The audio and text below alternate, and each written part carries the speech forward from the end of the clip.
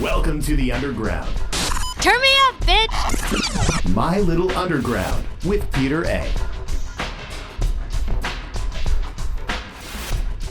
All right, level 30, My Little Underground. I'm Peter A, joined by Conor once again. Haven't seen them in about a year on this show, at least. I've seen him outside of here, of course, but it's been a while since he's been on the podcast. And don't forget, guys, subscribe to My Little Underground. Apple Podcasts, Google Podcasts, Spotify, Stitcher, radio.com app, and peteraradio.com. Got bite-sized versions of My Little Underground up on YouTube. Peter A Radio, one word, and follow me on Twitter and Instagram. It's Peter_A, and follow the show as well at MLU Pod. Conor, today, we're getting our grades in today. Getting our reading done. Yeah, because, we have, it's midterms, so we're halfway through the year, and we're going to talk about 15 of our favorite albums of the year.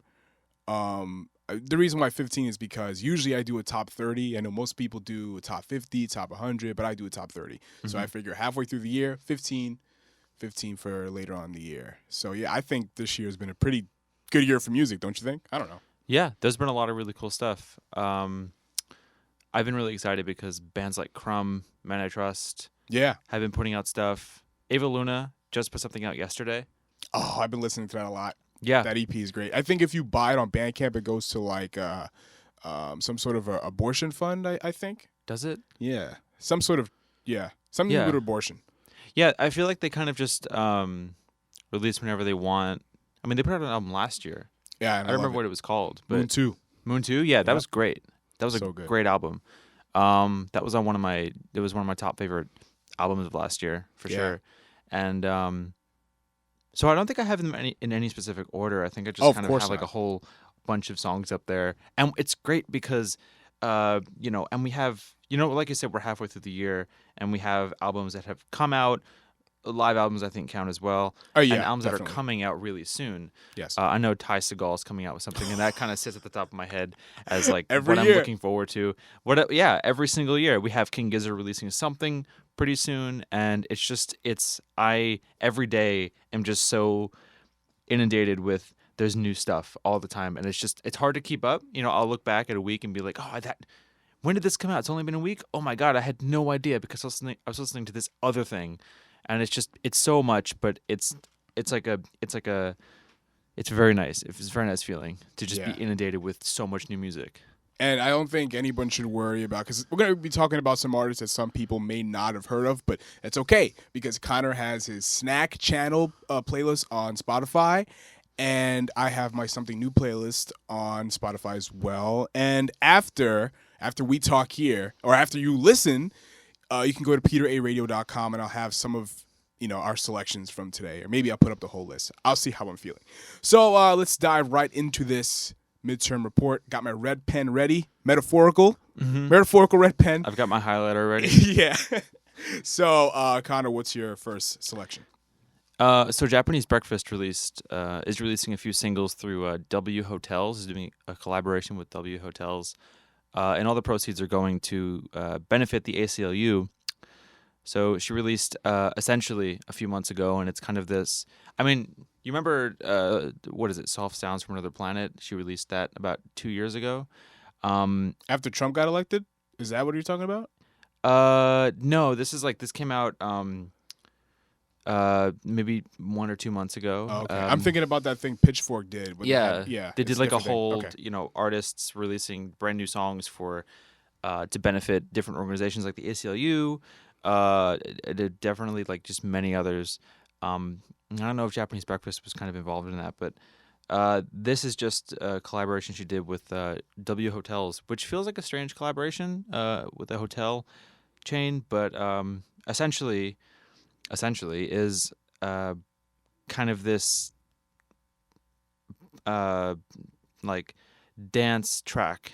It's like much more of a dance track than like an indie track or anything like that. It's got like a really nice groove to it, and it's just kind of very washy. Her vocals are very like washed out and ephemeral, and it's just kind of a nice sounding, summery track, and I think she put that out maybe in late April, early May, something like that. And It's a single or it's like a collection of songs? it's a single. Oh. She released a new one pretty recently. I saw on Spotify. I haven't listened to it, but it's definitely worth the listen because her songwriting is only improving, and she's just kind of on a roll. She went to I don't know where she went, but she went to another country to record it. She stayed at their hotel and recorded it at that hotel. Wrote it and recorded it there, kind of like a retreat, I guess, and just recorded it down there.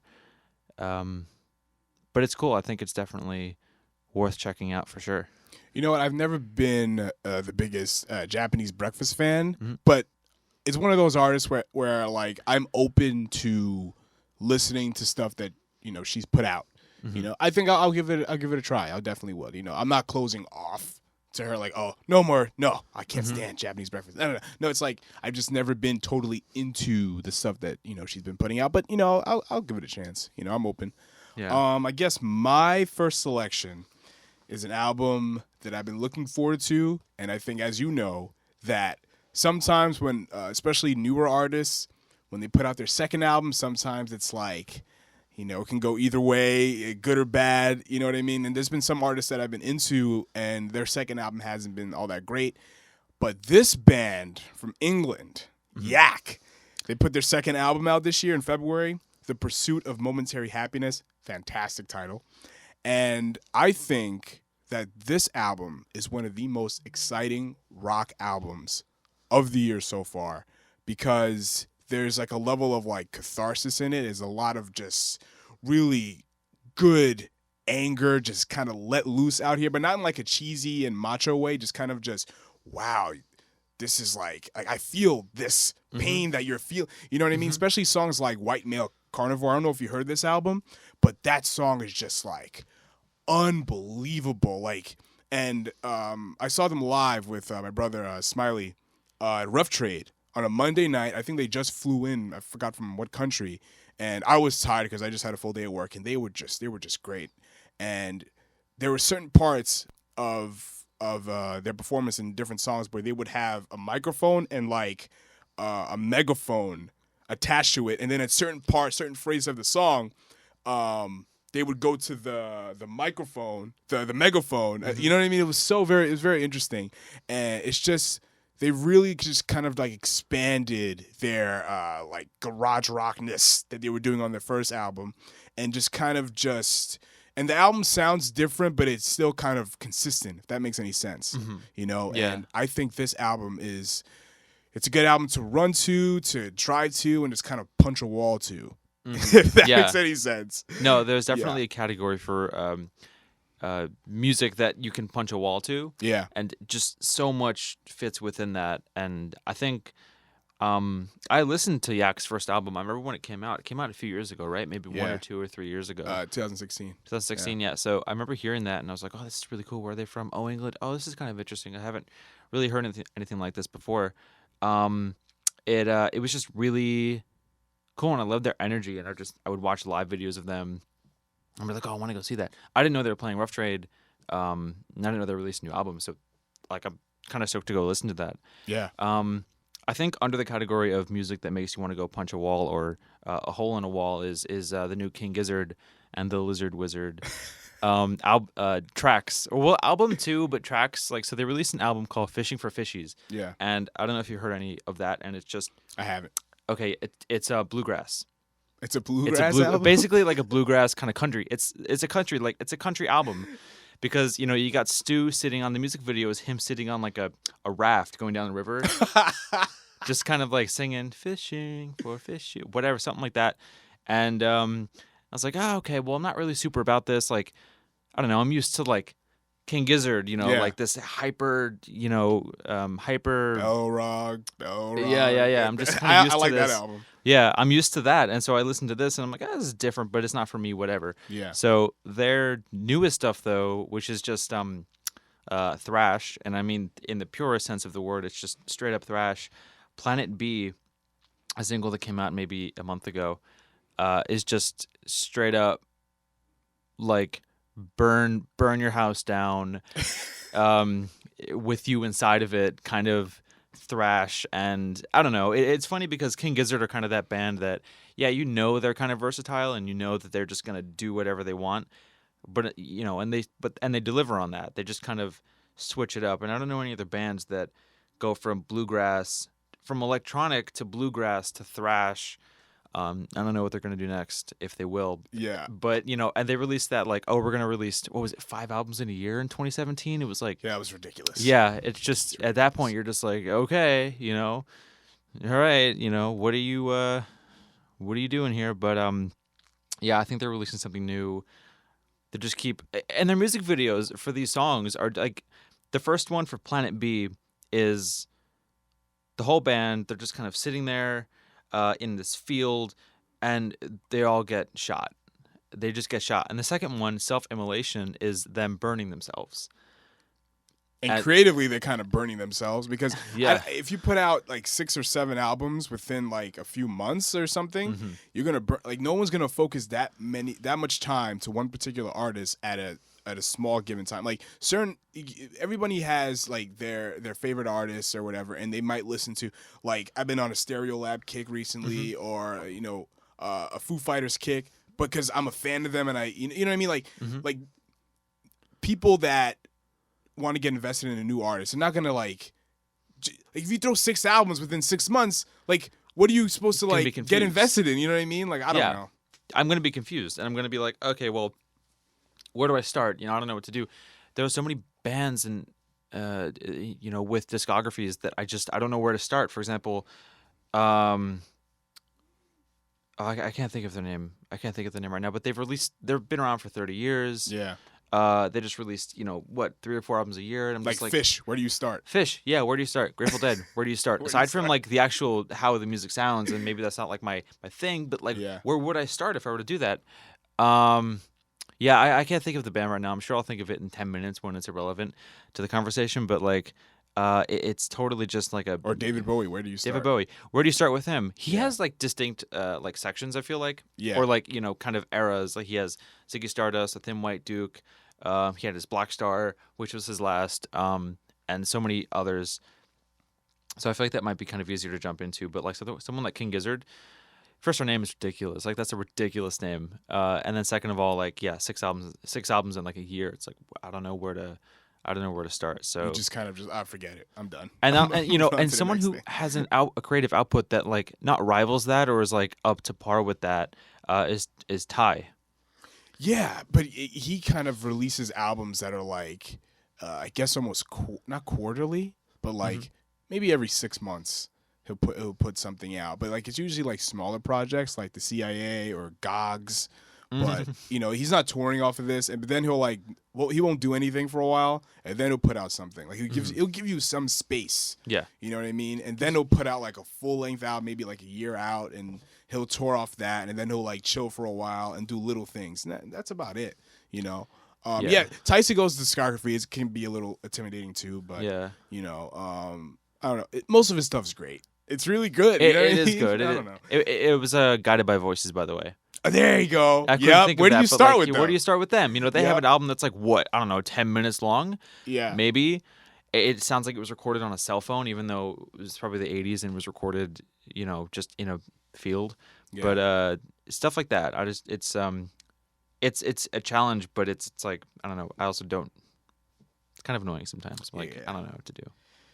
I guess my second album on my list for this midterm report is Sir Baby Girl, Crush on Me. Former guest on the show. Her debut full-length album, only 9 songs. 9 songs long, yeah. And all of them are bangers. And this is a pop album in the best way possible. And all the songs literally, for lack of a better term, pop out. Like, her songwriting is... infectious, and it's very emotion driven. Like there's a lot of emotion in her songs, but it's not like whiny. It's like we were saying before with Yak, cathartic. There's a lot of release. Like she has a lot of, I guess not angst, but a lot of stuff to get off her chest and just kind of release. And I get when you listen to those songs, you're like, wow, like just wow. Like she's a great vocalist. She does a lot of interesting things with her voice. and she's a phenomenal human being and a equally phenomenal performer. I saw her play at Baby's All Right. She was not the headliner, and that pissed me off because she had the crowd in her hands. Like, everybody gave a shit about, like, she had the crowd with her. It was unbelievable. She invited the crowd on stage to dance or whatever. How can you follow that? Like, it's unbelievable. Yeah, definitely give Crush on Me a listen. Oh, phenomenal album. And you'll finish it so quick, too. And you'll want to go back. It has heavy replay value. So, yeah. What do you got? No, yeah. Like, I don't know if you heard it, but yeah. I haven't heard it yet, but I definitely get the feeling of like seeing an artist at a show who's not headlining it, and they kind of they totally captivate the audience, and they just kind of fully engross the audience in their music, and then afterwards, I've seen it happen where the audience leaves. They're like, yeah, I can't. I'm done. I'm like, I came for someone else, but I'm fine now. Like, I had a friend of mine. You know that band Machine Girl? No. Okay, so Machine Girl is this kind of insane. So think Death Grips on coke, if I guess more coke or something, and maybe run that through like a dying Microsoft computer or like system, and then maybe that's Machine Girl, and then there's Dream Crusher. And he said he saw these bands like a month or two ago at Market Hotel, and just left before seeing any. He's like, I was 2 sets in, and I was already satisfied, and I didn't even get to see my favorite band. But I guess going off of that. Hatchie is releasing something this month, actually. I think, honestly, yesterday, maybe. She released, I think, her debut album. She's only like 26 years old, and she kind of, it's pop. And like I was saying before, I had mentioned that Hatchie is very, very pop.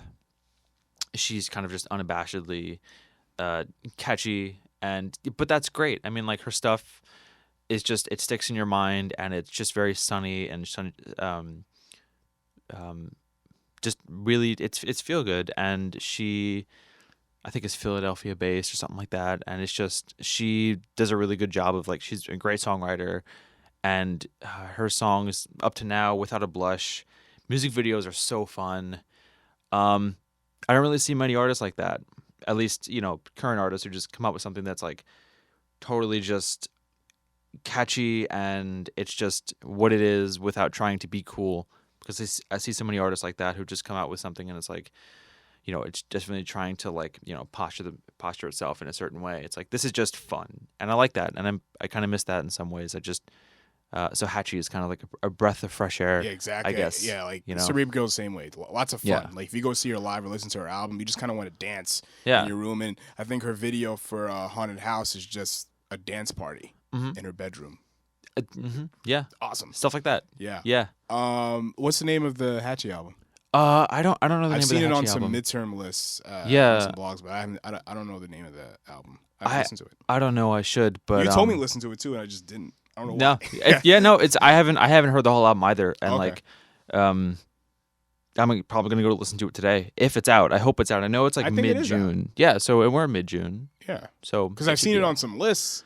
It's like a Stereo Gum lists. Yeah, kind of go to them for a lot of the year-round stuff. They've got a good definitive list of like what's coming out. Stereo Gum's pretty good about that kind of stuff. Yeah.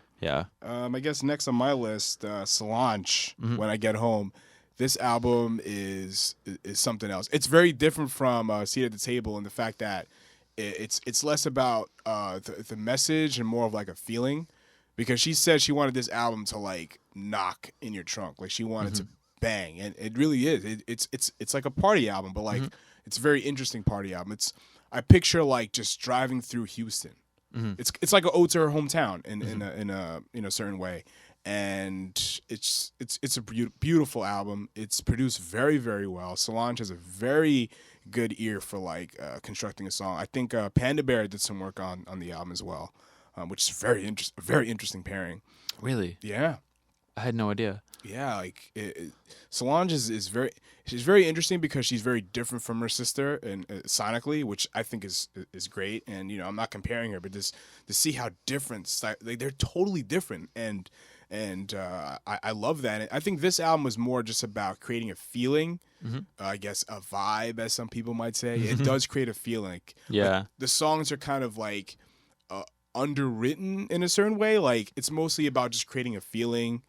which is great. It works very well on this project, though, and I definitely recommend this album. And it's definitely an album to drive to, and it's beautiful. Definitely go listen to it. Solange, she always hits. I know I knew she released something, but I wasn't sure if it was this year. Yeah, it was this year. So was it recently with the past few months or something like that? Yeah. Yeah. Okay. Cool. Yeah. No, I definitely want to. Because I heard her last album before that, and I was like, oh, this is really cool. Yeah. And I guess actually jumping off of that, this is I didn't even have this on my list, but I listened to Homecoming, and I didn't watch it, and I should watch it. I didn't watch it either. Yeah, but I listened to it, and I was blown away. And I don't really know her music that well. I know obviously the hits and a fair amount of her songs, but I hadn't really heard it. A lot of her music, and so I listened to this and I just all the way through, and I was just blown away at the energy of it, and I was just like, oh my god, that intro with the drums, and I saw some footage of kind of the beginning.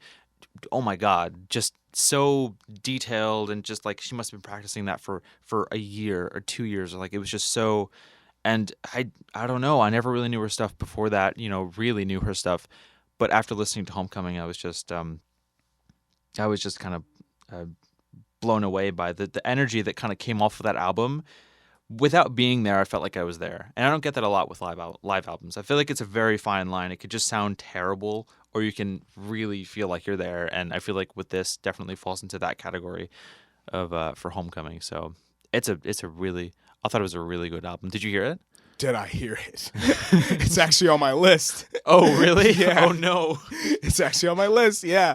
Oh, man, like when I heard it was coming out, and I downloaded the whole thing on Spotify, and I listened to it on my way home from work, and I didn't blink like once. I was amazed by it. It was, you know what it was? It was like a DJ set come to life. Yeah. Because she did a lot of like sample sizes of her songs, but it was so full, and you could tell a lot went into this, like you said, and it was just like, she ruined live albums for me. That's it. This is probably the best live album I have ever heard. I don't care what Grateful Dead or Phish did or any Rolling Stones. It surpasses it by not even 100 close. miles. Not even Yeah, close. not even that much. I heard a very good bootleg, a live compilation with John Coltrane and Miles Davis. That was very interesting too. But this album, this Beyonce thing is just an experience. Yeah, it's like it's not just about the songs; it's about the performance and like when people. I remember when the after the initial Coachella performance happened. People were saying, "Oh, she's the greatest performer of all time," and people brought in Michael Jackson. And it's fair, but like, listen, like, Beyonce blows. Like, she's at the top as far as performance. Oh my God, the drum line was everything, and the instrumentation. It's a must listen if you like music. I don't care if you don't like Beyonce. Like, if you love music and live music, this is a must listen. I'm dead serious. Yeah, but that was definitely on my list. So what's the next on you? I can talk about this forever. What's next? It's funny because I didn't watch the movie Homecoming. I didn't see it either. I just heard the album. Yeah, because I felt like you said, like I felt like I was there.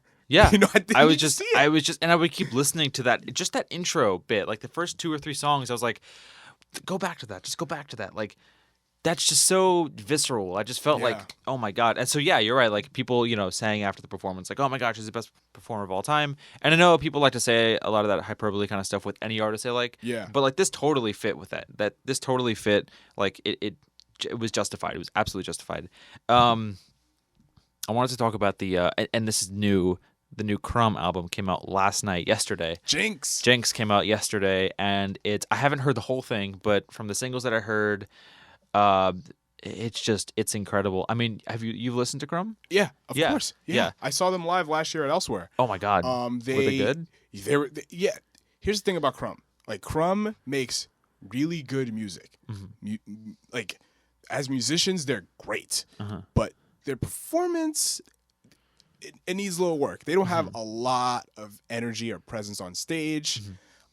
Your music is very relaxing. It's very psychedelic.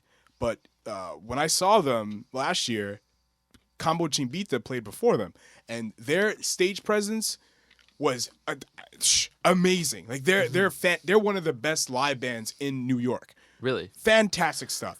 But Crumb, music great, performance not so great. But it's not like I wouldn't, because they're playing a Summer Stage show in August with Sunflower Bean, I think, and it's free. I might go. It's East River Park, I believe.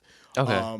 I definitely want to go because I like Crumb, but I just think their live performance needs a little bit of work. They need more presence. That's all. Yeah.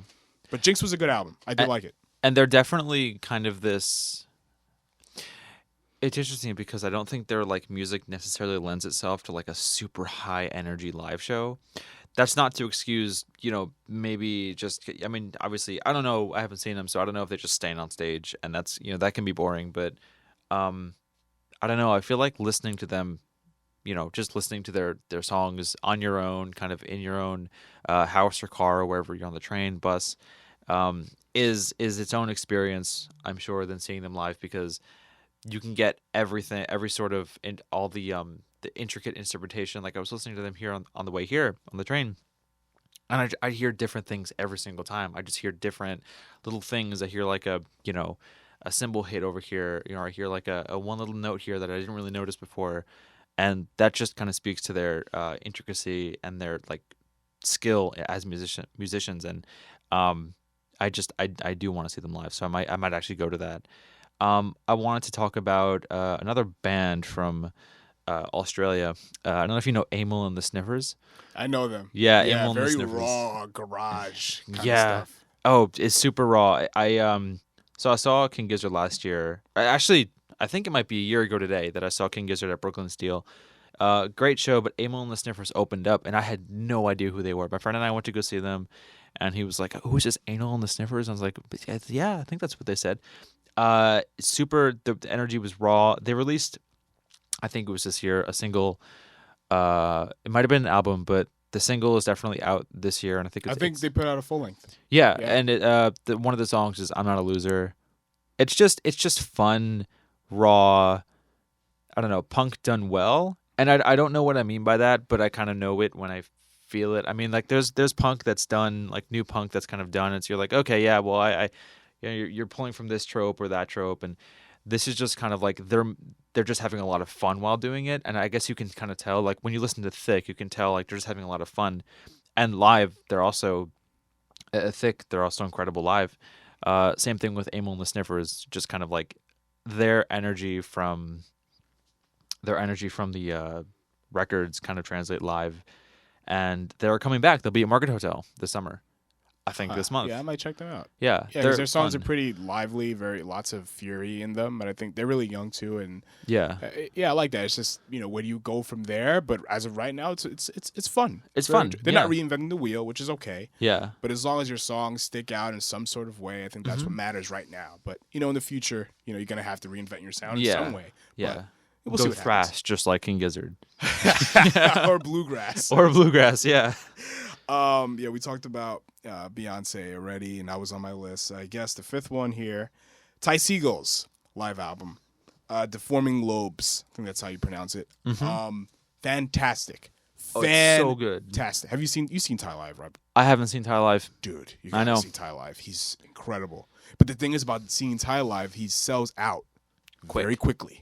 Oh yeah, like what's fascinating about Ty Segall is like he doesn't use social media. His label does. Like Drag City uses social media, but he doesn't. He has a website, and I still think that the only video up there, the only piece of content on his site, is him breaking a toilet with Steve Albini. Steve Albini, yeah.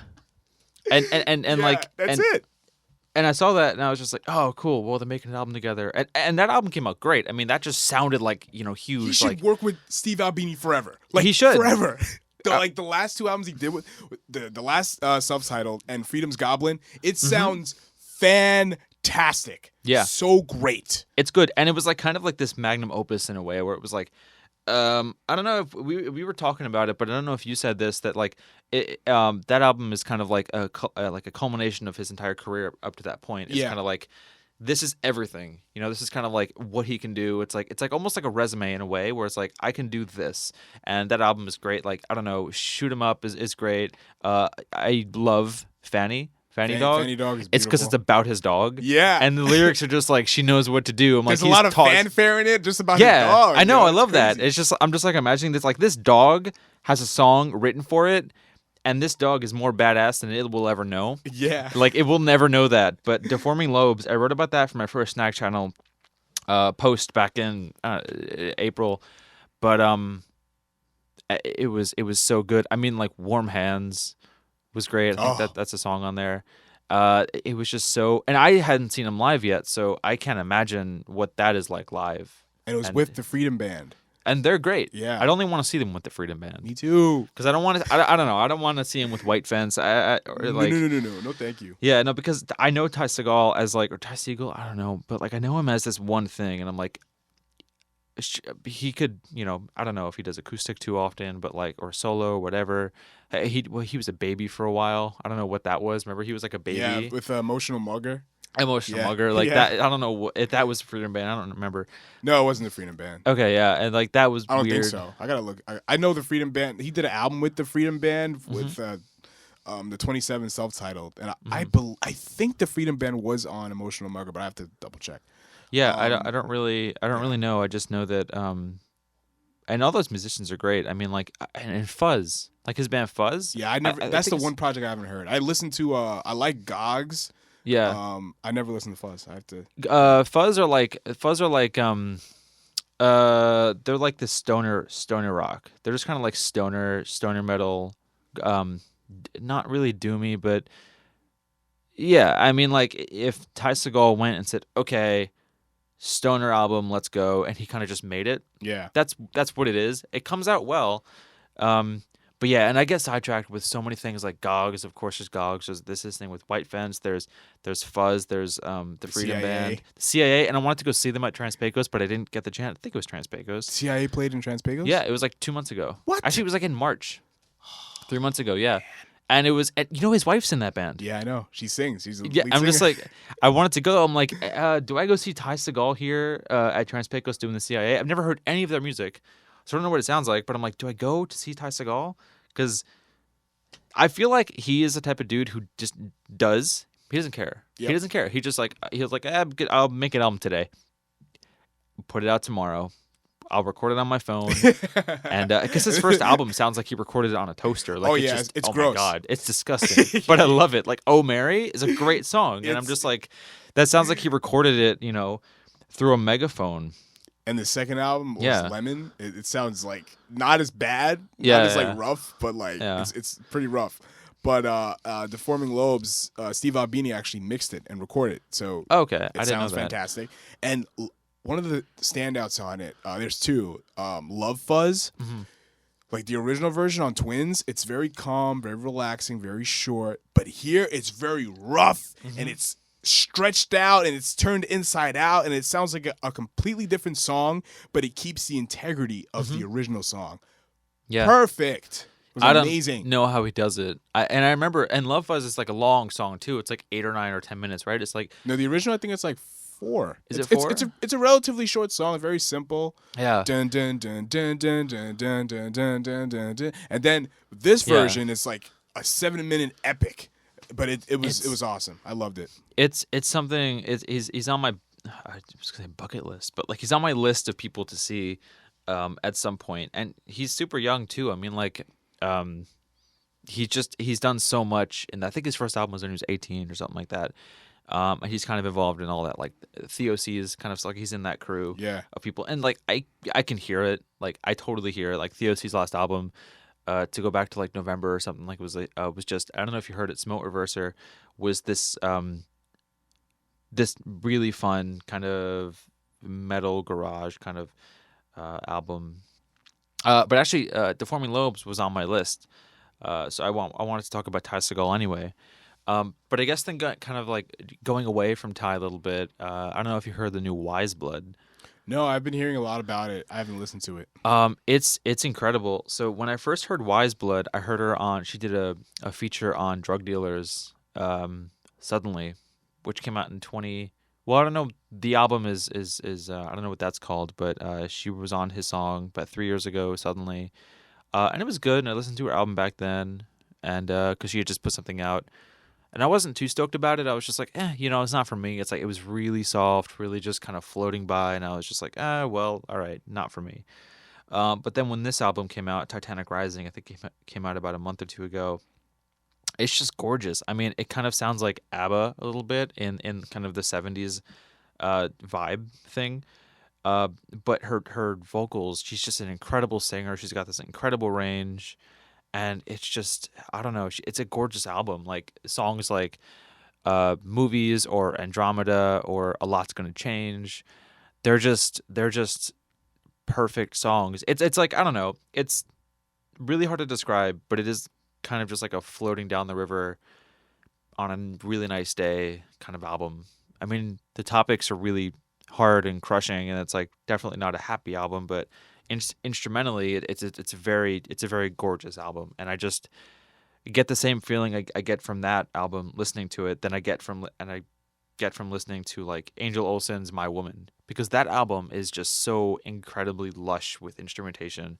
So I kind of like put it up in that kind of sphere of just this is songwriting is incredible, the instrumentation is amazing, and her vocal performance and lyrics are just they're top notch. So that's kind of like that's probably going to be on my like top of the year, I'm sure, unless we get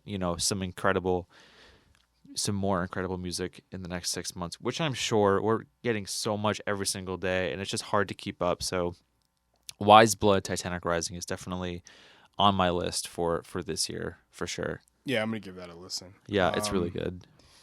Next on my list, Gemma, Feelings Not a Tempo, the sophomore album of Felicia Douglas's side project, and Felicia's in Ava Luna.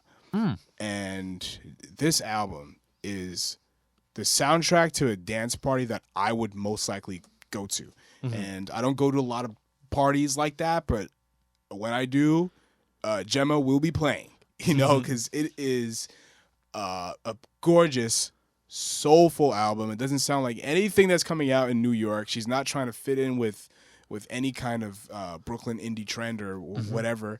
It's just gorgeous, luscious music. She has a beautiful voice, a great ear for songwriting, great ear for production, how a great song would sound and make you feel, especially Keep On Dancing. It's like the almost 6-minute epic on this album. It's gorgeous. It's phenomenal. Lots of replay value for like songs that are like more than like 4 minutes long. You don't think they have tons of replay value, but I go back to it a bunch of times on my ride in to work on the subway, and I'm like trying not to dance on the train. Definitely go check this out, Matt. It's stunning, and I think Gemma's playing Union Pool in July, so that's gonna be a dance party in Brooklyn.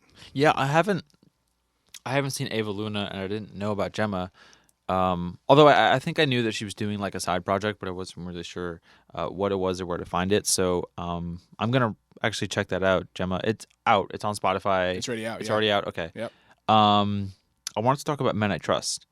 Similar kind of vibe. Yeah. It's and I lump but like I kind of put Men I Trust in the same category as Crumb because they both have this very very laid back kind of very easygoing instrumentation, and it's just like lo-fi, I don't know, chillcore. I don't know what to call it. It's just chillcore. It's like kind of sitting in a big gross couch on a really nice day, like a one where you sink in, you're just listening to it. They're releasing something pretty soon. I've said this on my radio show before, and I don't know. It was initially going to be like in the summer or the spring, but they pushed it back to some unknown date. Their album is called Uncle Jazz. Uncle Jazz with an O, Uncle Jazz. So wow. Yeah. So, but they don't have a release date for it. At least as far as I know, Uncle Jazz. Yeah. Okay. And I'm just like, okay, sure. They're from Montreal, and they don't do any social media either. I mean, barely. I mean, they have a Twitter. I think they have an Instagram, but they don't use it. They're also completely self-managed. They don't have a PR. I think they just have, a guy to help do booking. But like other than that, they're just totally like making music in a shack up in like Montreal. They have a studio there, and they're just doing it all on their own. And some of their singles, their latest single is called Norton Commander, which is it's this 90s, I think late 90s file management software. They just named their song after. So I'm like, okay, so it's Norton Commander parentheses all we need.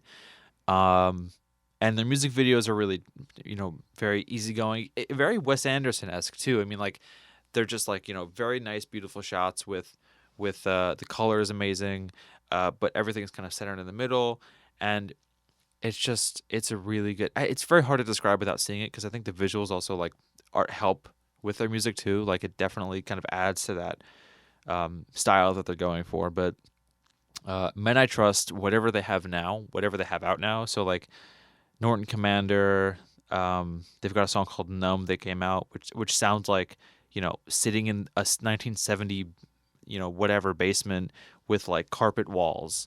It sounds like that. It's just and watching, I don't know, Happy Days. It's just like this really old school, very very laid back music, and it's just kind of an extension of whatever lo-fi hip hop kind of thing has been happening for a while. It's kind of like it takes from that, like very warm sounding.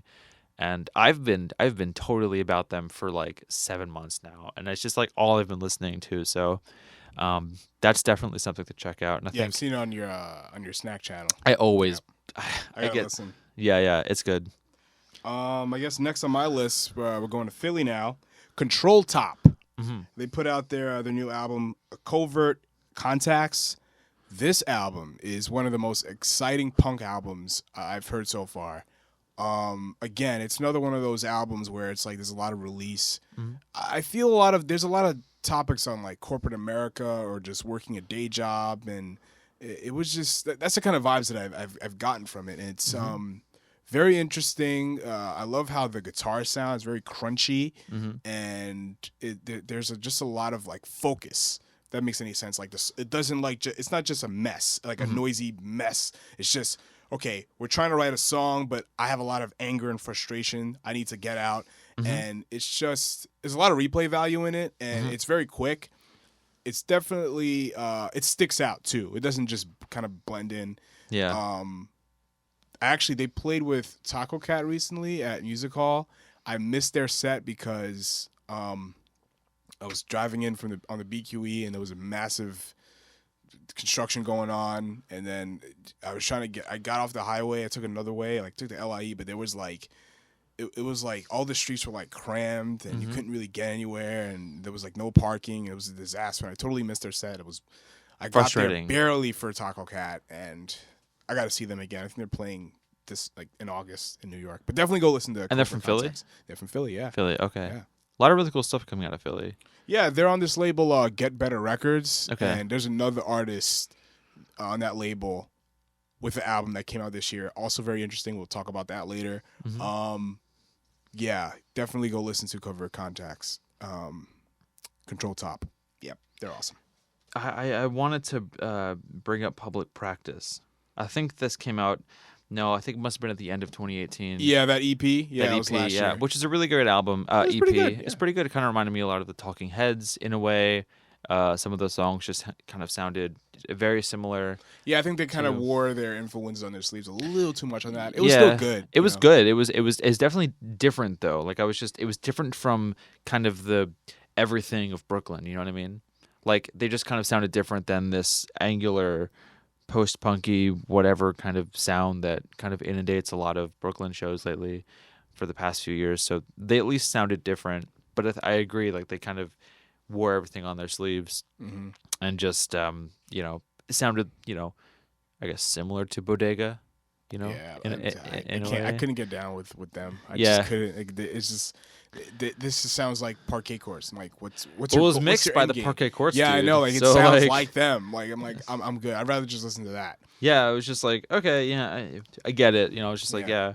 I actually saw the I think it was 2/4 of Public Practice at the Yak Show. Really? Yeah, I saw them, but I didn't like interact with them.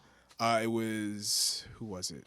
It was Drew from Beverly and Sam, the front woman of Public Practice. Yeah, they were just there hanging out, and I think Austin Brown from Parquet Courts came through too. Was there too? Yeah, I saw them just hanging out, but I didn't say. And anything. you're just like, oh yeah, that's them. Yeah, there they are. Yeah, yeah.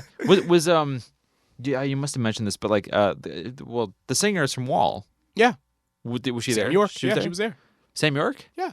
That's okay. I've seen that name before, and I was gonna play a Sam York song on the radio last night, but I didn't know Sam York was there. Okay, cool. Yeah, I miss Wall because they released something and then just broke up before they released something. They kind of just like pulled a fast one on us, or just like, here's our album, but hey, we don't exist anymore. Yeah, and then just kind of disappeared into the ether. I know they had some personal issues in that group, so I guess that's why that dissipated. But really? I like Public Practice a little better than Wall. Yeah, like the last Wall album wasn't like amazing. It was fine, but it wasn't. Yeah. The first EP was fire. Oh yeah, that was. I still have that. Yeah, I have the EP. I'm just like, oh, it's incredible. Like, you know, so but good. I wanted to talk about this Fresh band from bread keeps the pigs is that Cuban Cigars? Yeah, Cuban Cigars. Yeah, classic. I don't know how I remember that, but that was a great album. I never saw them live. I guess did. They didn't. They were awesome. You did? Yeah. Okay. Yeah. It was at Baby's All Right. It was them and Beverly. Awesome. Yeah. Beverly's still going? Yeah. I think they're still going. I think the last time I talked to them, I think they were thinking about doing some new stuff, but I don't know. Hopefully, we get some new Beverly. I'm very excited. I love that group.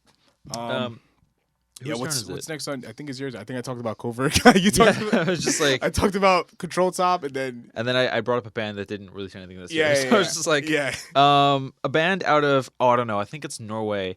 Pom Poko. Pom Poko. Yeah, they just kind of sound like if you take Deerhoof and Weaves, really, and put them together in a way.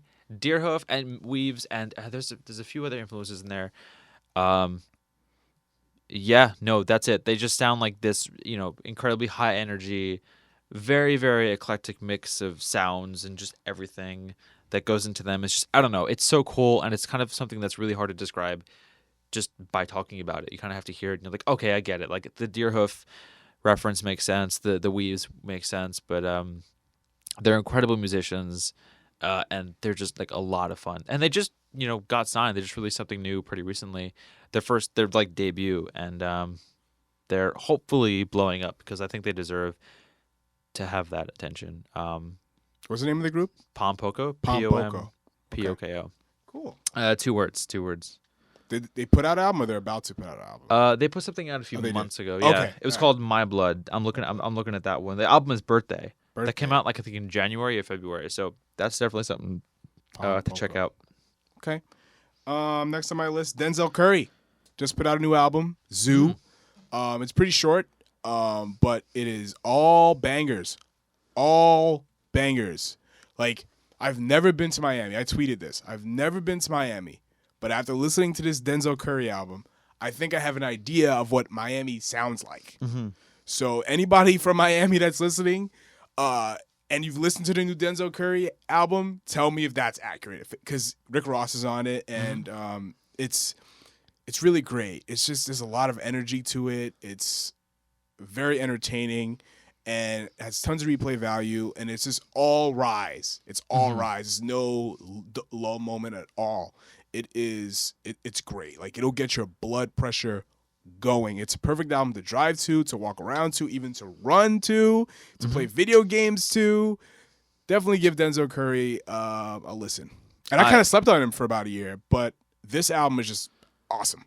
I knew that he released something pretty recently, like a few weeks ago, and I saw that he put in a new song. I didn't know if it was a whole album, though. I didn't know that it was an entire album. I just thought it was like a song, and I listened to it, and I thought it was pretty good. Yeah, Speedboat and Ricky, like those, like the 2 singles. Yeah, I think that must have been, awesome songs. They're great. Yeah, I've been hearing his name around for the new album, but I have to check that out. I wanted to talk about Blood Cultures. Blood Cultures are this group out of Jersey that kind of just, like, their 2017 album, Happy Birthday, was just like this incredible blend of electro pop, and just the songwriting was incredible. It was just catchy. It was very wispy in a good way. It just kind of sounded very summery and just very nice. And they released a few songs in the past few months, but most recently it was a song called Flowers for All Occasions, and I think that's like a venue, or like it's a shop somewhere. But Flowers for All Occasions is just kind of like this really fun, almost surreal, poppy electro jam thing. I don't know. It's definitely different, and they're part of the thing is that they're anonymous, and they wear bags over their heads and perform. That's cool. It's cool. Yeah, they played Alphaville, and I think a year and a half ago, and I didn't see them, but I saw a video of it, and they were playing their instruments, but completely just with black bags over their heads. So I was like, okay, that's kind of cool. And Blood Cultures, right? Blood Cultures, yeah. And their music video for the one that they released on Halloween was surreal. It was like Carrie. I've never seen Carrie, but it was that. I mean, there was like a murder. It was, and the song itself for that one was just really jarring, and some of it's kind of terrifying, which is good. I guess I've never really had music that's kind of made me afraid. Save for, I don't know, when I first heard Merzbow for the first time, I was like, oh, that's white noise, but yeah, like Full of Hell, yeah, full of hell, yeah, Merzbow. Boris or something like that, and just like, Jesus Christ, I don't know, but and I haven't had Nails. that. And Nails too, yeah, like, or like Code Orange or something like that. I'm just like, Jesus Christ, I can't. But Nails like really just like someone shooting a nail gun into your ears. I know, repeatedly, and they're like they want it to go out the other side, so they keep doing it. Yeah. And like, I don't know, I tried listening to Nails on the topic of that, like, but like, I'm not angry enough to do that. Yeah. If I'm angry, I do one song, I'm like, I'm fine now. But I'm I kind of afraid. feel good after listening to that stuff. Yeah. It makes you feel really good listening to all that rage in like Yeah. a minute. And their songs are short, Yeah. but they all sound the same, but they're all Yeah. really short. That's the thing with stuff like that. Like, I'm just like, okay, well, this is cool. I don't know what they're saying, and this sounds like the last song and the song before that. So, but I guess it's good. I'm just like, It's fine. Yeah. It's not bad. It's just like, nothing sticks out. No. Save for like anything. the actual like aesthetic of it, of just like it That's being this like Yeah. grating, just kind of like taking a cheese grater and like shaving your ear off. Yeah. That's, to put it lightly, I guess, but just lightly on the subject of like death metal or that kind of thing. There's a Cornell, they have a YouTube channel, or they generated this algorithm or set of algorithms that churn out like AI generated death metal, and they've been doing it 24 hours a day, 7 days a week since March. So if you tune into that on YouTube, you can hear just a computer making death metal fast death metal for 24 hours a day. And it's honestly kind of hilarious because it also simulates the vocals too. And the way it simulates the vocals, it's like, I guess because they have a computer like listen to death metal for hours, but the vocals are just unintelligible. It's like and it's like, is that Interesting. Yeah, it's really, it's honestly funny because like I sent it to a friend of mine. He's like, these androids are gonna murder us in our sleep. I'm like, yeah, probably, whatever. Yeah, To nails. iRobot, like that gets Yeah. me scared. Like I that's why like I don't trust Siri and none of that stuff. Like the amount of power like those things can have, Mhm. I'm just scared to death of. Yeah, But yeah, Siri's gonna murder us. Yeah. Yeah, that's in fine. our sleeps. Yeah. The only death metal band I was really into like in high school was Insomnium. They're from Sweden. Yeah, they put out a couple of pretty good albums in like the latter part of last decade, and I thought it was really interesting. It was a lot of interesting soundscapes and really cool riffs and song structure. Even though it was it was death metal, melodic death metal, but it was very interesting. I thought it was cool. I haven't listened to them in a while, but I might go back and give that a listen. It's definitely something that I listen to. I get the itch for every 6 to 9 months. I'm like, 6 to 9 I'm like, months? yeah, let me do a little bit, and then I'm after 10 minutes, I'm like, all right, I'm good, I'm fine. Yeah. I'm gonna go listen to Something. I'm gonna go listen to like Hachi now, something Yeah. happy and something very nice. But God, if anyone who was like into death metal heard me say that, They'd be they'd like, rip "What? my head off. How dare you? How dare you do that? Next on my list is Malibu Ken, and their self-titled album. And I know some people, even Connor's asking, who the hell is Malibu Ken? Well, it is the project of Aesop Rock, underground rapper extraordinaire, Yeah. and Tobacco. Mm-hmm. That's new.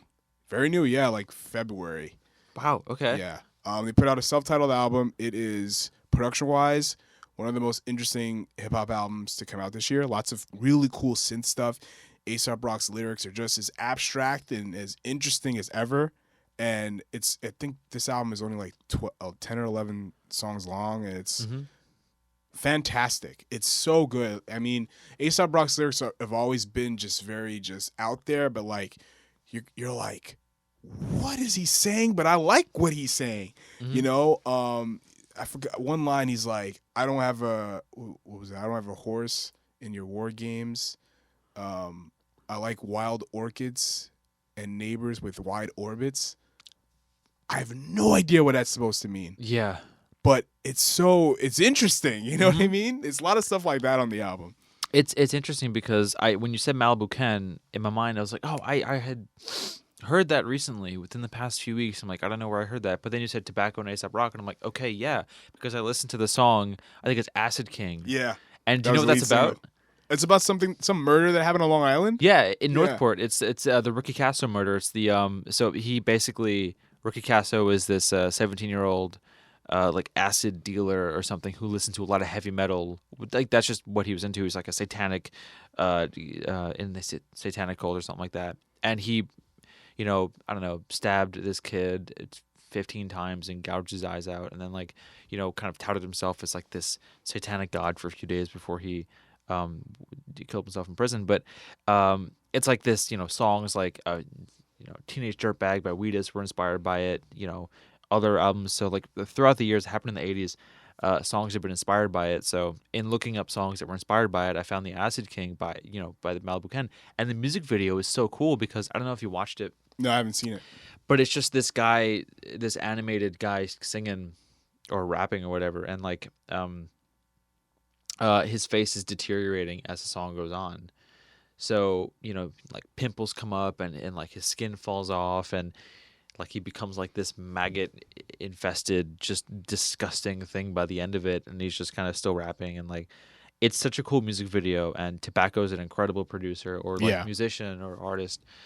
Whatever Tobacco does is incredible, and A$AP Rock is like it was also incredible. So I have to go listen to that. I didn't know it was a whole album, and I thought it was several years old.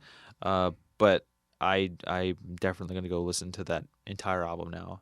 Yeah. Just to listen to it, just to get the, you know, like you said, those lyrics are just really surreal, like just out there, and I love that. I love that so much. Yeah. So I have to go listen to that. Yeah. I'm gonna try to get the lyric right. It was from the song Chord Maze. He says, it's like, I don't have a horse in your war games.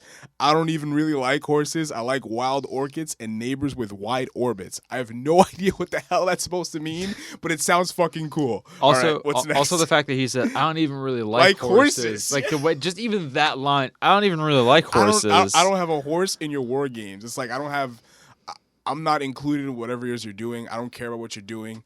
This is what I like to do. I don't know if that's what that means, but that's what I got from it. All right, what's next? Yeah. What's next on your list?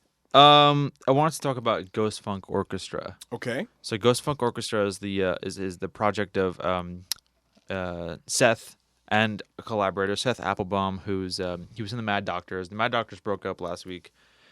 Really? They did, yeah. Last week? Yeah, they broke up last week, which is a weird thing to say because they've been around for so long. But yeah, I like the Mad Doctors. Yeah, cool. So they broke up last week at Pizza Fest. I couldn't stay for the whole show. That makes sense. Yeah. No, it's just like because they've played Pizza Fest for a while. And Greg is like the main dude behind Pizza Fest. He's like he's the big cheese as they call him. But yeah, so Ghost Funk has been releasing some stuff for a few years. It's kind of like this Latin jazz inspired funk music, and it's like kind of lo-fi. That sounds awesome. It's incredible, and it's just Skin I'm In is something that came out pretty recently, and he got signed, and he has T-shirts coming out pretty soon. So it's happening. Like he's really doing this. And Ghost Funk Orchestra is like, I haven't seen them live, but when they do, you know, a live show, I've seen pictures and video of like them having just like 12 people on stage. A horn section, you know, there's 2 guitarists, there's Seth, there's a drummer, there's backup singers, all from, you know, DIY bands from Brooklyn. They're just doing this thing, and it's so cool. And I think it's just like this really unique blend of like Latin jazz plus funk, plus soul, and it's so interesting. And I haven't really heard too much like it.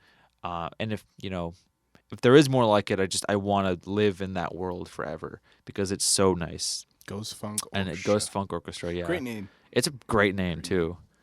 A lot of orchestra bands in the past, like 5 or 6 years, I feel was like. Unknown Mortal Orchestra. And that's the only example, but I'm sure there's more. Next on my list is I'm sure you've heard of this band. I'm sure you probably listened to this. New York group Barry dropped their debut album. Happy to be here. Fantastic. Like, they write such interesting pop tunes that are almost ethereal, not all the way ethereal. Like, the lyrics aren't clear, but it's more of like there's a melodic structure, there's a rhythm to it, but like you don't know exactly what is being said, and that can be a detriment to some people, but not to me, because their songs are very just interesting. They're just luscious. They're sweet. And they have a lot of replay value in them.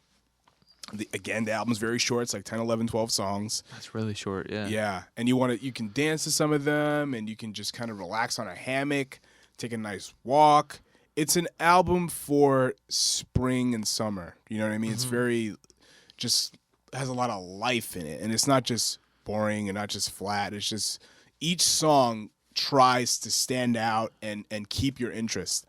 And I think they do a good job with this album for a debut project too. Barry, yeah. Barry. Barrie. Barry, okay, cool. Because I thought you were talking about like the show Barry, and I was like, oh, but Barry, they're from Brooklyn? They're from New York, City? yeah. Okay, cool. What was I gonna say? Oh, hold on. So you would definitely like Barry. Yeah, no, I definitely gotta check Barry out. I'm just gonna go like, see what else, because there's been so much that's come out this year. I just had it on the tip of my tongue too. Did you lose your list? So my list actually, I haven't pulled anything from the list this entire time. Because for some reason I thought you said, okay, top of 2018. So I'm like, all right, I have 2019. Yeah, but I have a whole top list for 15. 2018. I've just been pulling from memory here this whole time. Okay. So I had someone in my mind.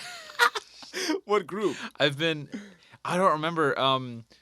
I've just been riffing for this whole time. Okay. But songs that like I've been listening to. Alton Gunn is really good. Alton Gunn is this funk band from Sweden, I think Sweden. But they play a Turkish music, and they have a really, really interesting sound. And their album came out maybe a month or two ago. So it's Alton Gunn, ALTIN GUN, and that's a really good one to check out. But yeah, Alton Gunn. Okay, where are they from? They're from Sweden. From Sweden. Okay. But they play like Turkish funk. Turkish which funk? is a really interesting kind of combination. Yeah. Okay. Next on my list, the new Taco Cat album. They put out their third album this year. This time on Sub Pop, which is awesome. Really? Yeah. This Mess Is a Place. And this album kind of tackles like, I guess, almost the downfalls of society and how it's kind of like crumbling around us. But like they make like the apocalypse sound so beautiful. Their songwriting it's Taco Cat, but it's a lot like sharper, I guess. It's just as catchy, just as bright. They're not really surfing, really, but to a degree, yeah. There's still kind of some surf elements, but not all the way. You know what I mean? The songs are very, very, very, very catchy. Lots of replay value. Very exciting live. Very friendly live, too. They have such a warm, welcoming atmosphere when you go see them live. And I think this is probably one of their best albums yet. I loved their last album. I love their was it NVM in 2014? That was excellent. But this recent album was just phenomenal. And a lot of the songs sound very different, which is awesome. And like I was saying about Barry, all the songs try to stick out in their own way, and they're just as equally as exciting. And you just kind of feel good when you listen to them.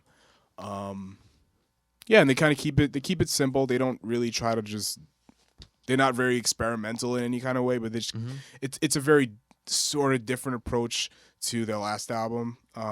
Not as very feminist, rooted, but it's still there. But like, there's not a lot of songs about like the womanly bodily functions on this album. At least I didn't pick anything up like the last album did, but it's still very good. Definitely worth a listen. The new Taco Cat album, gorgeous stuff. They've definitely been playing around a lot. I remember they played at Chase Stadium maybe 2 years ago, and they're from Brooklyn, right? No, Seattle. Seattle? Yep. Wow. Okay, so when they played Brooklyn, I was like, oh, I could just see them later, But I guess I couldn't if they're from Seattle.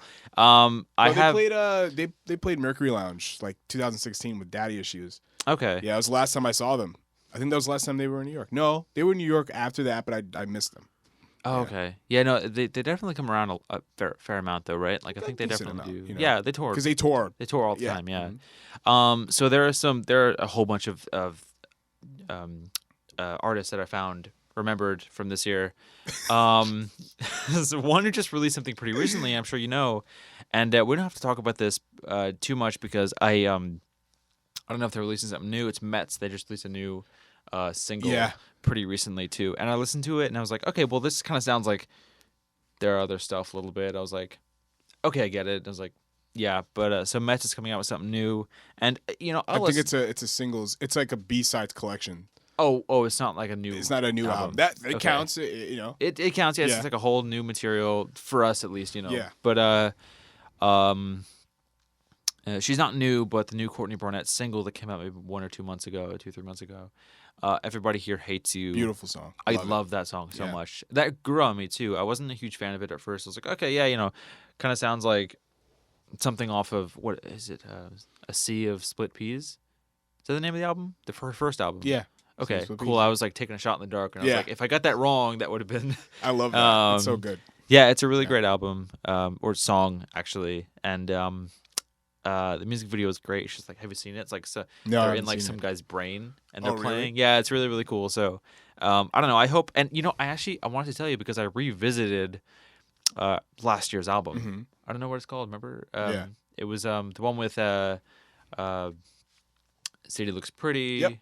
I don't remember what that album is called, but like I revisited it and I was like, okay, yeah, this is kind of a cool album. I love it. I love it so much. I wasn't a beautiful a huge album. fan of it at first, but like I think it grew on me because I think I was expecting something like, her 2015 album with Pedestrian at Best and Elevator Operator, but of course like I love that album. I'm looking up the title to it. I totally forgot. Oh, Tell Me How You Really Feel. Tell Me How You Really Feel. Yeah, beautiful. And they've been touring on that for a while.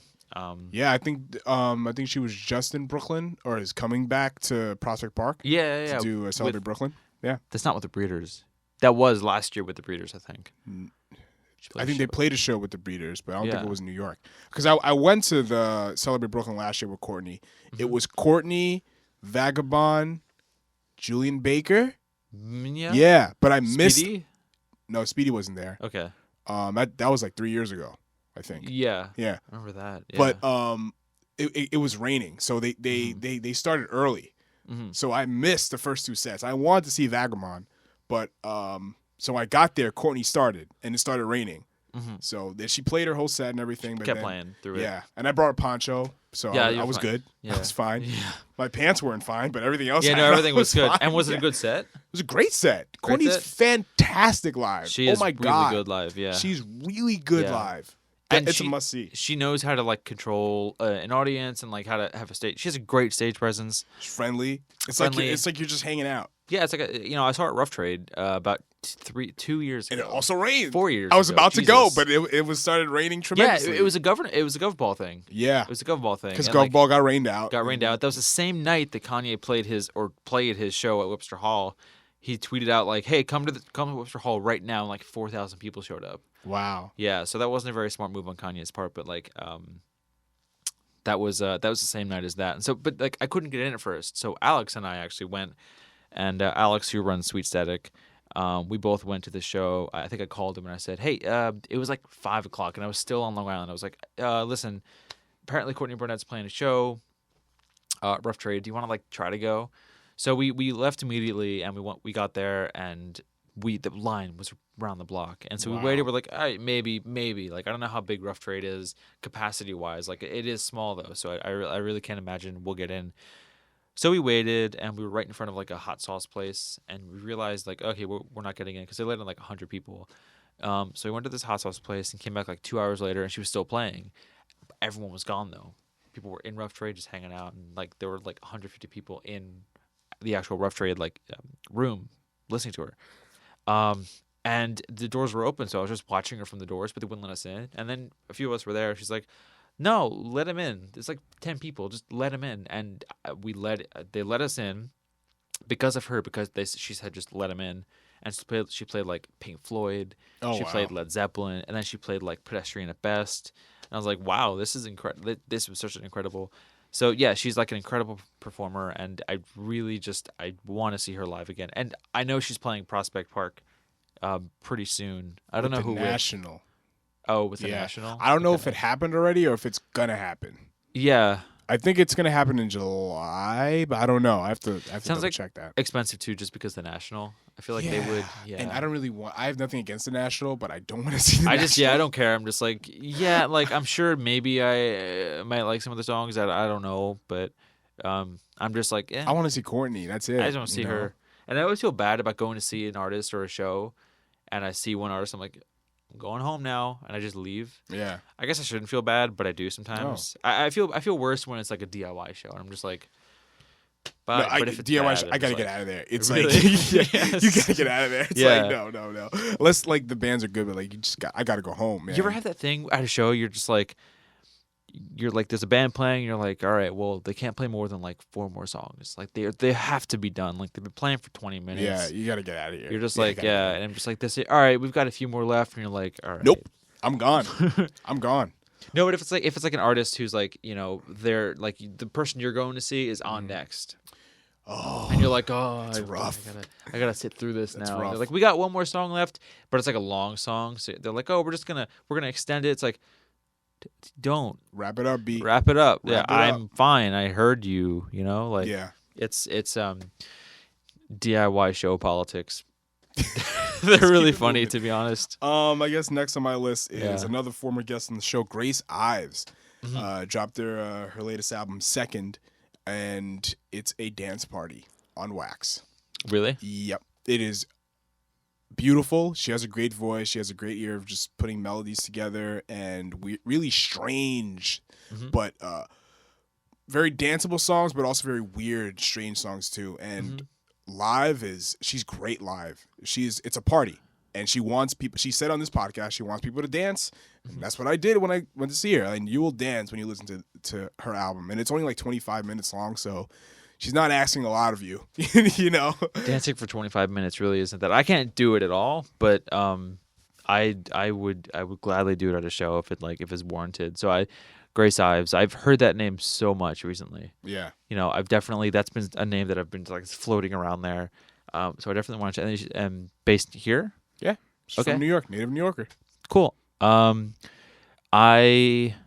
Quick question. I think Pill released something recently, or was that 2018? That was 2018. Great album. Because they just broke up. I know. Yeah, so it's just like, okay. Yeah, because I thought they released that in 2019. I was like, okay, well, but it was like 6 months ago, which was 2018. So it was just like, but I wanted to talk about Patio. Oh, yeah. Patio released a new album pretty recently. It's like, I don't know, it's not too many songs, maybe like 6 or 7 or something like that. It's really, it isn't too much. I think it might be an EP, to be honest, but they're pretty good. They've been at it for about 3 years now, and they've just been kind of doing their thing, playing around. They're going on tour pretty soon, or they just went on tour. So they're killing it. They're based in New York too, so definitely check out Patio if you want some, kind of like, so if you want like something like Thick but less fuzzy, it's kind of like that.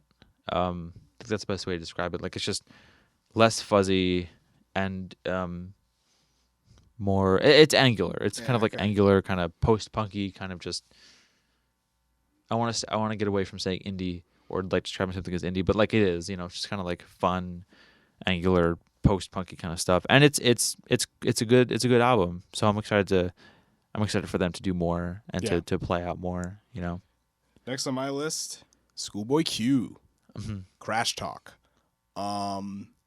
This album is kind of like the Solange album in the sense like it's mostly about a feeling, creating a feeling than like, a concept. There's concepts on it, but it's a lot of feeling, and emotion on it.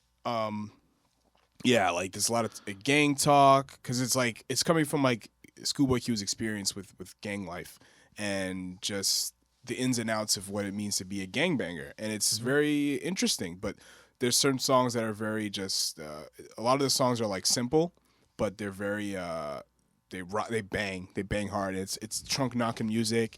You could put it on at an outdoor barbecue, but some of the songs are very, very aggressive. That you would listen to it if in your own headphones, or if someone else is like really into that kind of stuff. It's a nice, fun album. Not as daring or challenging as Blank Face was, but again, I think this is mostly about just creating a feeling or setting a mood. But definitely worth listening to. Very great production too. Excellent production. Crash Talk. Yeah, Schoolboy Q. Crash Talk? Yeah, that's the name of the album, Crash Talk. Okay, cool, yeah.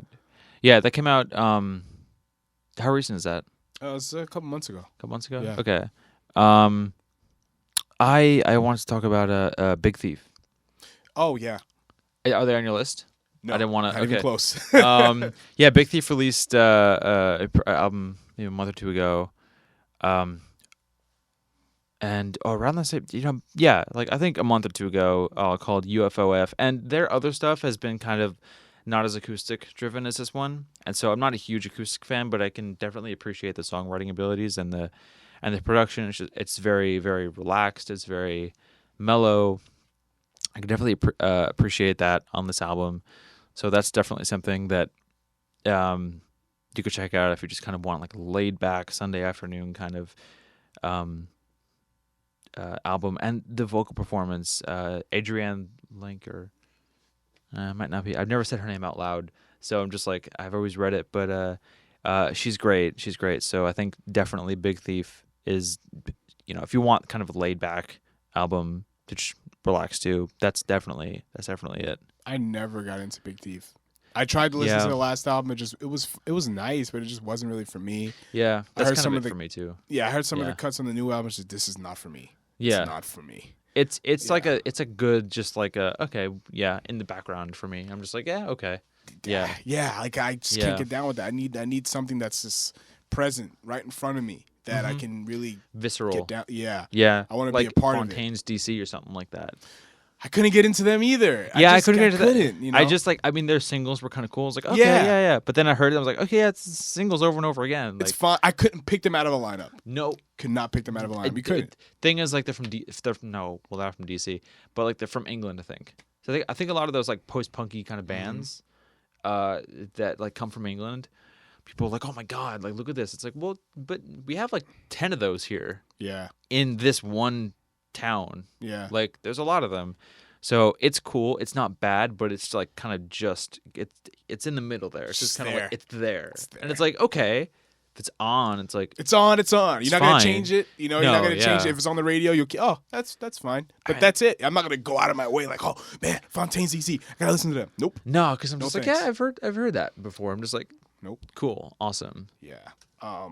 So next on my list is the other Get Better Records artist, Empath.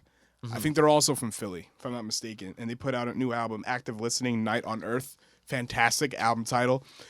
This album is one of the coolest rock albums to come out this year because they use a very like raw, punkish type of vocals that are like kind of undersung in a great way. Noisy, very almost distorted. Guitar sounds, but really, really cool synth breakdowns. Really? Kind of dispersed randomly. It's gorgeous. It's a very interesting album. Definitely worth listening to. It won't be for everybody, but if you want to like, excuse the term, expand your palette, I guess. Expand your horizons. Yeah. It's definitely it's not like the most experimental thing in the world, but it's interesting as far as like guitar-based music is concerned. Because a lot of people are saying, a lot of rock acts are just kind of just not very interesting and don't really do anything new, but these guys do something very interesting and they definitely stick out. I have a funny story about them. I reached out to I tried to reach out to Control Top for an interview, right? Because they were playing with Taco Cat, so I wanted to have them on the podcast.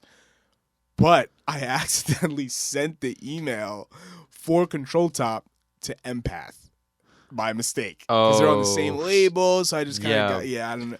Yeah. And they emailed me back and said, yeah, we're not playing with Taco Cat, but the podcast sounds like fun. I was like, oh, guys, I'm so sorry. Like, I love you guys. I want you guys on it too, but this specific email was meant for Control Top because they were playing with Taco Cat and they're going to be in the city. So, I felt really bad about that. Yeah. Cool, whatever. They didn't get offended or anything like that. It was just like, yeah, we're not playing with Taco Cat, but the podcast sounds great. I'm like, dude, guys, I'm so sorry, but I want you know.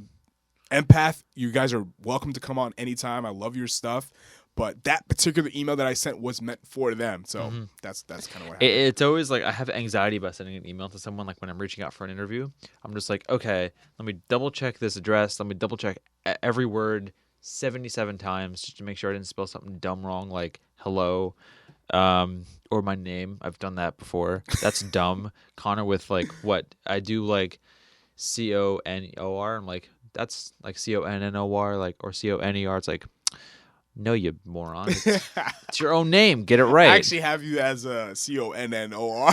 Really? I think I changed it recently. It's fine. Like, as long as like phonetically it's pronounced like whatever. Like, as long as someone's not saying corner. Because that's happened before. I had someone email me, like I was trying to get an interview with Speedy Ortiz. Oh yeah. 5 years ago, and and I emailed their booking agent. Yeah. I don't know why. I was an idiot. Yeah, but you're still CONNOR. It's fine because my boss actually spells my name CONNOR. And she texted me yesterday, and she was just like, "Hey Connor," I was like, all right. I don't even look anymore. I'm like, nah, whatever. It doesn't matter because it's the same name. Yeah. My parents just screwed me over with the spelling. The only person to spell my name right ever, one of the only people to ever spell my name right on the first go without asking me, it's weird, was Kim Gordon. Really? When I met her and I got her to sign my book, she's like, what's your name? I said, Connor. And she spelled it right. And I'm like, you're one of like 6 people to do that. And my parents are 2 of them. Like, it's just unbelievable. Yeah, no, and there's a band like going off of like, you know, kind of that like guitar, like new kind of guitar-y band. They're not like doing anything new, but the band Black Midi are fun. They're good. They're very interesting. They're like mathy, and I kind of don't like using the word mathy, but they're just kind of like this angular. They kind of sound like this band Omni or B-Boys.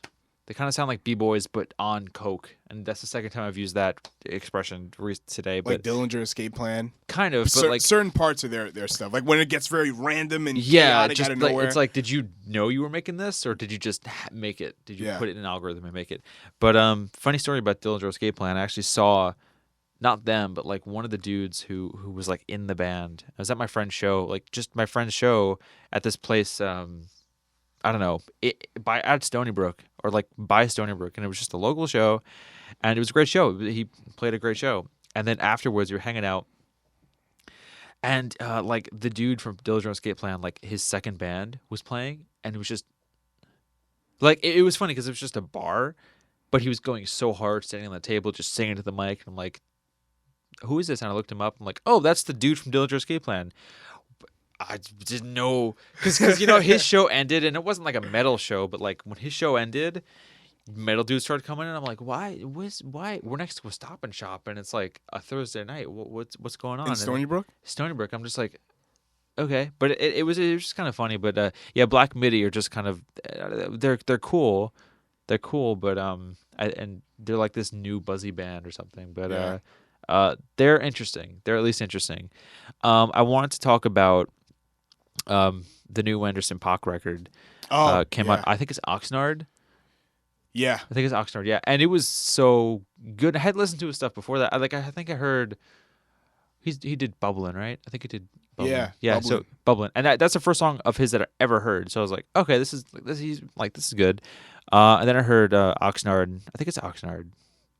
And anyway, that was a really good album, and I was just like, and I didn't know he's a drummer and he sings at the same time. Really? So yeah, he's a drummer. I didn't know that. So I was like, I knew he had a backing band, but was it the Nationals or something like that?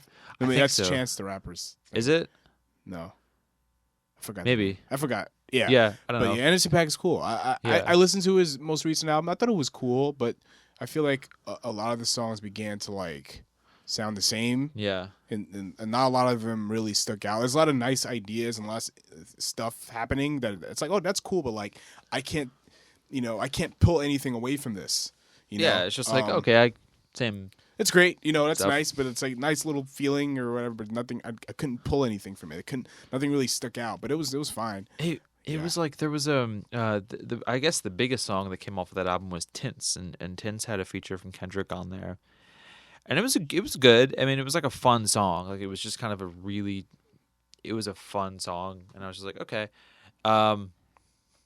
There's it's I guess kind of a long album, like 12, 13 songs or something like that, and it was good. It was good. I would see him live, and I think when he played live recently, I think Thundercat came out and played with him, which was cool.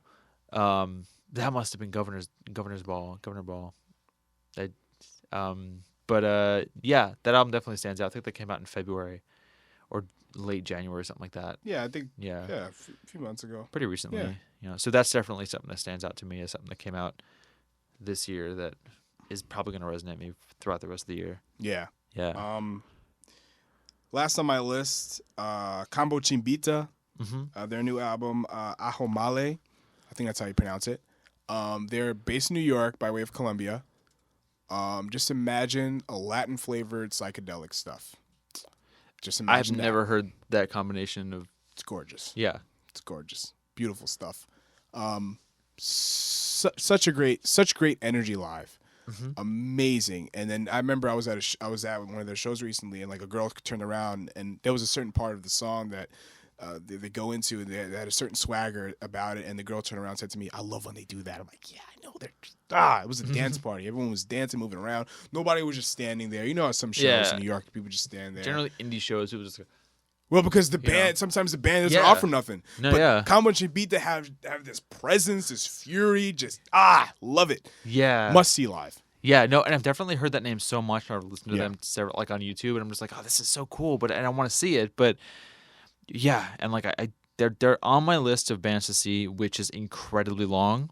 But I definitely want to see them, and they have, I definitely want to check out their stuff. I'm, like, probably gonna go listen to everything you've suggested, like on the train back today. But I guess the last one on my list is not something that I was anticipating at all to talk about, or even that I knew that I would even pay attention to it. It's Igor, and I thought Igor was, and I hadn't really heard, like I heard Flower Boy, Tyler the Creator's Igor, and I heard Flower Boy, like I was like, okay, this is kind of cool, like I hadn't really heard his stuff before, and I didn't hear Cherry Bomb, I didn't listen to that. I didn't really know him, so I was like, oh, well, I guess Igor, like, I'll just listen to it all the way through. And even on Twitter, he was just like, all right, well, listen to it from front to back, no distractions, do that. So I was like, okay, fine. And I did. I was doing homework and I listened to it. That was a distraction, but I thought it was good. The production was really interesting. Earthquake was really good. Some of the songs on there and the music videos to go along with them were just kind of, were really nice. And it's still kind of like, it took me a few listens. I was like, okay, no, I kind of like, this is really good. And it I thought it was a great album, and I just I don't know, I guess as an intro to him, like, I don't know, different people have different like intros to him, but being an intro to Tyler, this was like kind of an interesting one. And it was a really interesting album. I think it's just, got so much to it. It's really dense. It's like really, really dense. So I thought it was it was fun. It was fun. So yeah, I think that was something that I've definitely like noticed in the past few weeks. Yeah. And that's like in the past few weeks. That must be less than a month old. Yeah. Igor. That came out really recently too. Yeah, with Tyler the Creator, I mean, he definitely matured very like sonically since his Goblin days. Yeah, production wise it was great, the album, but everything else, it's not something I would listen to. A lot of good, like if it was an instrumental album, it would be great. But there was just some strange vocalizations happening. I couldn't tell who was who. There was some other guests on the album. I couldn't tell. On it. He was? Yeah. I couldn't I don't know who was there, and I didn't know what was happening. It was like I don't know what to take away from it. Like, it was nice. Yeah. It was very grown up, but like I feel like I couldn't pick out anything from it. Like, it just didn't stick with me, didn't resonate with me. But I appreciate Tyler definitely evolving his sound and not, kind of doing kind of like sort of Slim Shady-esque shtick from earlier on in his career. But it was fine. It was nice, but it's not something I would listen to. Not something I go back and listen to. Yeah, I mean, it was definitely like, I definitely get the sentiment that it was just a lot. It was a lot of ideas. A lot of ideas in there in once, and I was just like, okay. And I listened to it on the drive to and from Queens several times. I was like, okay, well, let me fully try to get this, because everyone was talking about it. It's like, let me really try to. Am I missing something? Yeah, like I don't know what I'm missing, but I don't know what I'm missing. Yeah. And I didn't know until 2 days ago that Kanye was on one of the tracks. So I was like, I didn't know that at all. If you want to listen to like out there, I guess lo-fi hip hop stuff, I guess is what you would call it. Flying Lotus is right there. Yeah. Or if you want really out there stuff, like not really. I guess the A$AP Rock album is pretty out there, but it's very interesting lyrically. Yeah. Yeah. Production wise, it's very Yeah. Creative, but yeah, it's fine. Nothing wrong with it. It's just Yeah. I'd rather listen to something else. That's all. Coming up to I think it must have been announced, or not announced, but hinted at, within the past week or two, is Brockhampton releasing album number 5 within, I don't know, a few months or something. And so I really liked Iridescence. I thought it had some really good stuff on it. So awesome. I was listening to it on the way home yesterday. Honey and Jauvert both stand out as my top songs on that album. Yeah. And they're one of those groups that also just kind of flooded me with material. I mean, I didn't listen to all the Saturations. I think I listened to 1 or 2, and I was like, I listened to 1 and 2. Yeah, but 3 I was like, all right. I've had enough. It's so much. But then Iridescence came out, I was like, all right, this is really good. And then there's 70,000 members. I don't know. There's a lot of them. There's just so many. I don't even know who's who they all are. Who does what and why. Yeah. Where. And I just kind of want to. When. And everyone kind of compares them to Odd Future in a way. They're just they're just this generation's Odd Future. This big collection. They're definitely probably inspired from that. Yeah. But I think Brockhampton is out the gate very interesting and forward thinking, whereas Odd Future right out the gate, kids in high school or fresh out of high school, just kind of just being wacky and strange, but creating such a big fan base. And the Earl Sweatshirt has definitely evolved since his early days. Tyler too as well, but I much prefer to listen to Earl Sweatshirt stuff because it's a lot more refined and I guess not as just here's an idea that I'm presenting, but it's not really finite or anything, just kind of tangible. Not tangible is not a good word. It's just nothing that really sticks with me, I guess. But to each his own. I guess we went through all of our... A lot of stuff. Yeah, I've been through a lot of stuff. So kind of where can people follow you or, what's going on with your band and it's your time? So all right. I'm on Twitter at RooneyTunes, RooneyTNS. Same thing on Instagram. I'm on there as well with the same handle. I'm doing Snack Channel at the moment. I'm taking some online classes, so I haven't been able to post Snack Channel yet, but I'm going to start doing more Snack Channel and just posting every week my top songs with a playlist, which is still out there and still getting updated. So that's there, and you can follow that on Spotify. That's pretty much what I've got going on as far as the press goes and as far as me personally goes. The band Headless Elvis, we're releasing some stuff pretty soon. I'm going there today actually after this to record a new song or to get some tracks down. Re-record drums and everything, so I'm excited for that. That'll come out hopefully by the end of the summer. There's no set date for that. Probably never. Probably, could be never. Yeah, we could just sit on it because we recorded something around this time last year. We haven't released it because vocals aren't recorded, but it's just that we have all these. We have an entire EP that we just didn't release. The entire EP. I'm just all right, this is in there, but we're gonna release one song from the most inconsistent band of all time.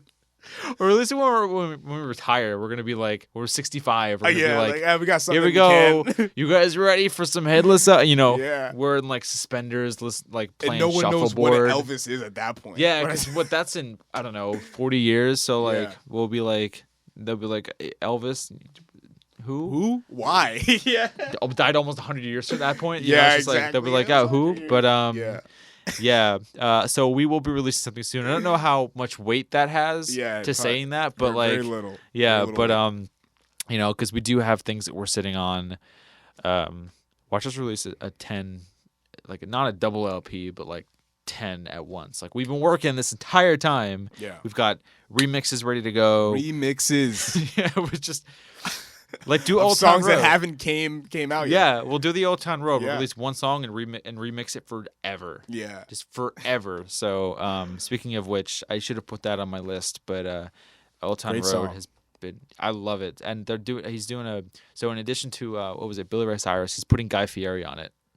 Okay, I'm not interested now. Yeah. Okay, that's it. So Flavor Town's coming to over. Old Town Road. Yeah, that's it. That's it. Yeah, that's it. Yeah. That's enough for me. Yeah. This is level 30 of My Little Underground. I'm Peter A. Make sure you subscribe. Apple Podcasts, Google Podcasts, Stitcher, Spotify, Radio.com app, and anywhere else you guys get podcasts. Of course, on my website, PeterARadio.com. Be sure to follow me on Twitter and Instagram. It's Peter_A, and follow the show at MLU Pod. And yeah, that's it.